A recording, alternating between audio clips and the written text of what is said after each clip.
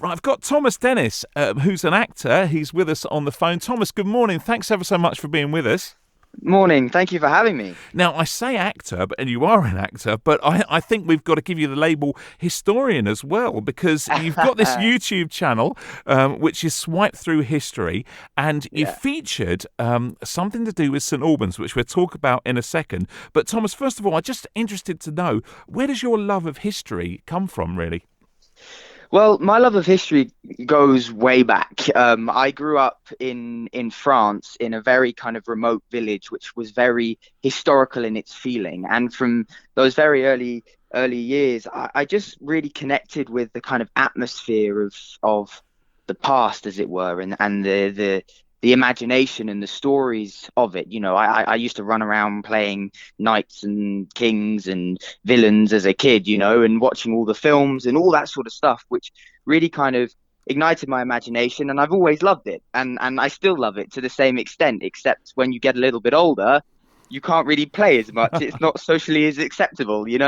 So it kind of funnels into a different way. And then you find all sorts of sports and activities and groups and people you can kind of interact with and share that love of history. And so that's kind of where it came from. It's a very I've loved history as long as I can remember, really. Excellent. And I mean, Swiping Through History is this Hmm. YouTube channel that you've put together. And we came across it because it featured St Albans. And the reason it featured Yes. St Albans, because you sort of focused on the War of the Roses. So I've got to ask you, what's the attraction of the War of the Roses? Yeah, so the Wars of the Roses is a period in English history that I think is very interesting because it's so dramatic. It has some incredible characters, some incredible people, and some of the things that took place in that period of history, we would find it hard to believe. And as an actor myself, I'm in love with the TV series Game of Thrones. And what I always find amusing about that series is that it is one of the most successful TV series ever made. Yet people don't realize it is effectively telling the story of the Wars of the Roses. It is based on the history of England at that time. And I mean, it also covers a brighter historical spectrum with English history as well. But it is definitely focused on the Wars of the Roses. If you think about the House of York, you've got the House of Stark. If you think of the House of Lancaster, you've got the House of Lannister. You can't really get, it's pretty, once you know it, it's kind of just there for you to see. And I think so as a starting point for our series, what I love about the Wars of the Roses is, in lockdown, everybody reconnected with this ability to go for walks and to do their 10,000 steps a day Right. and explore the location around them. And what I found with battles of the Wars of the Roses is they are scattered across the country and they are in places that people wouldn't necessarily expect. They might be on public footpaths, in farmers' fields, in St. Albans itself. Of So when course. people are going for these walks, what they don't necessarily realize, or what they might not realize, is that they are walking in the footsteps of history and armies and battles that have gone before. And I just love this idea of thinking about it through that perspective of on a 10,000 step walk, how far do you really go? If you look back at the history, if you look back at who has already walked those steps before. And in the case of St. Albans, it's got such a rich history. And we always think about the Roman influence and the cathedral. But actually, there's very little mention of the two battles that took place there in St. Albans itself. So I just thought it was a great starting point. There's so much drama. It's such an exciting story, and it's also one that we can connect with when we go out on our walks in our local areas. Of course, and one of the wonderful things, if anyone hasn't seen Thomas's YouTube videos yet, you must go and have a look at them and check it out. Swipe Through History. But one of the Yeah. things that you do is you sort of relate it with current life as well. So Mm, the football shirts are on there. So in your first video on the first battle of St Albans, you've got a Chelsea shirt on, and then yeah, then yeah. it all comes it all comes good in the second one because you're wearing a St Albans City shirt, the brand new shirt with the Enter Shikari logo on there as well. But not just that, you sort of link it in to other elements of modern life as well. Yeah, it's one of those things where what's so Well, I have a funny story about the Chelsea shirt and the St Albans shirt. Is that it was because I wore the Chelsea shirt to start with, and the first Battle of St Albans. The best way to think of it is just this medieval brawl between these two gangs, effectively, in the streets of St Albans at the time. That's kind of a very good way of for people today to understand really the size and how it was really going on. You know, you had a lot of chants at each other and they all hated each other because of family disputes and family rows, you know, as if you supported your own team. And then they just kind of ended up breaking out into this fight. So I thought I'd use my Chelsea shirt as a way into that. And then the St Albans City Football Club reached out and were like, well, you're wearing the wrong shirt. And I was like, aha, well, there is another battle and it's coming up very soon. So, you know, can I wear your shirt in that one? Can we bring you guys into it a little bit more? And obviously reach out to that community because obviously it's integral to their history. You know, the battle took place, you know, in their city, you know, and on, you know, around that area. And so I think with the kind of the contemporary references, for me, it's about reaching out to a more contemporary audience and let's say a younger audience as well. You know, there we have a lot of history is told through historians giving lectures and, you know, interviews and things like that, which I think is great and amazing. But at the same time, I don't think it would capture a new audience who might not already know about that period of history. Right. Whereas what I'm trying to do is I'm trying to, you know, create something that's fun that people watch for a short period of time. You know, the documentaries, they're only really 10 to 15 minutes long. And so someone will watch them for 10 to 15 minutes, kind of go, oh, that's interesting. I never knew that. Kind of find it amusing, enjoy it, kind of find it interesting. And then they'll remember it, or they, you know, it's up to them then if they're interested to go and explore it further. They're, you know, they're more than welcome to. But it's just that trying to, you know, grab people's attention a little bit by going, look, you know, we can tell this story in a different way. And you do it so well. Now, listen, stay there. What we're going to do is we're going to take a little bit of music. Just conveniently, we're going to take One Direction in history, and we'll be back with Thomas Dennis right after this.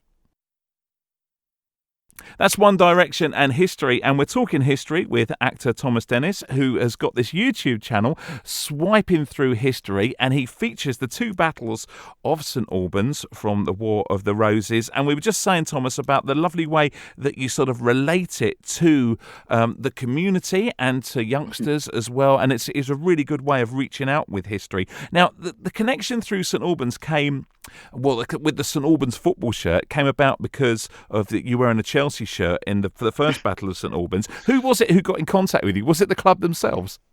Yeah, it was the club's Twitter account, and they I think it was one of their lovely volunteers reached out on my post and was like, "It's great, but you're wearing the wrong football shirt." To which I was like, well, there is a second battle, and we can remedy that.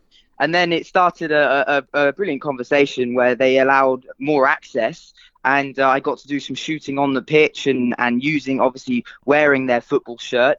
And obviously, I just like the idea of using football and like a football team as a way of connecting today with the past. You know, if you look at a battle, that, you know, that it's obviously it's people attacking each other and killing each other and fighting for a cause, whereas football is still that kind of competitive streak, but it's, you know, it's in a sporting setting, in a sport environment, which is nice. So it's kind of this kind of contemporary comparison that I think for, you know, especially for young people or people who might not be interested in history, you know, it's a way in. It's a way it's another way of looking at it that can make it a little bit more relatable to today. Of course. And if anyone watches, especially the second one, which I think only came about just over a week ago, it was only just dropped onto YouTube just over a week ago. You're in Bernards Heath. You're in the High Street. You're outside the cathedral. You know, you're really bringing part of our city onto a wider level here. I've got to ask, what time of day did you record? Because it looked very quiet.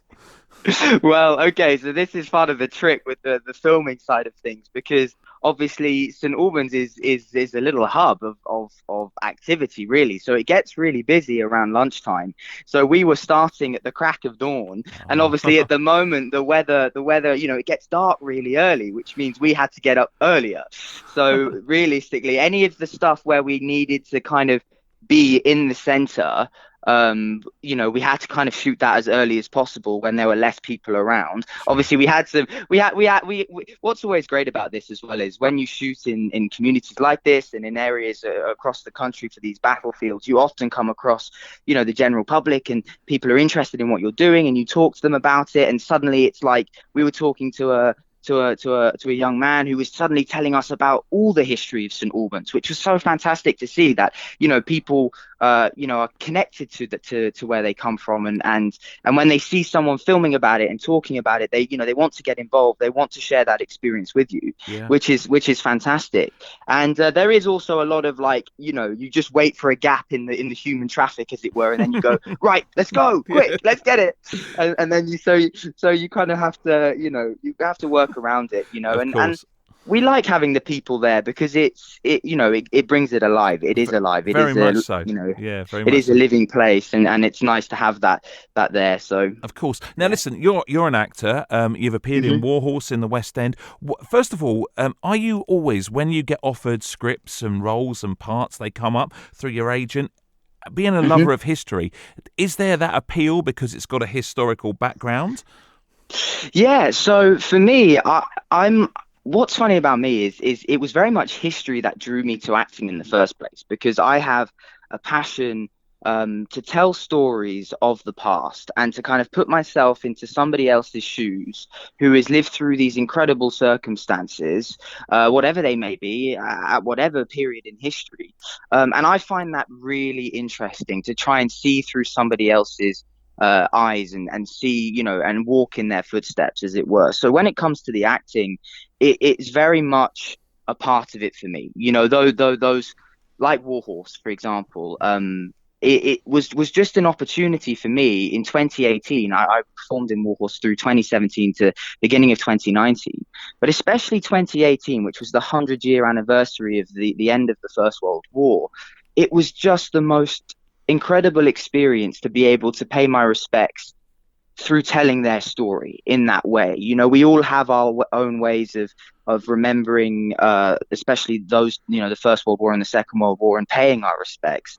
And for me, Warhorse was just a once in a lifetime opportunity to really remember the sacrifice every single night I performed the show. I believe I performed the show something like 440 Wow, times gosh. or something. Yeah. So I did it. We did it a lot, and for me, the history was so important in that show and so integral that in the research process, I actually toured the battlefields in northern France and traced Right. my character's footsteps from South Devon all the way to Thiepval and the Battle of the Somme, and just to really see it and feel it.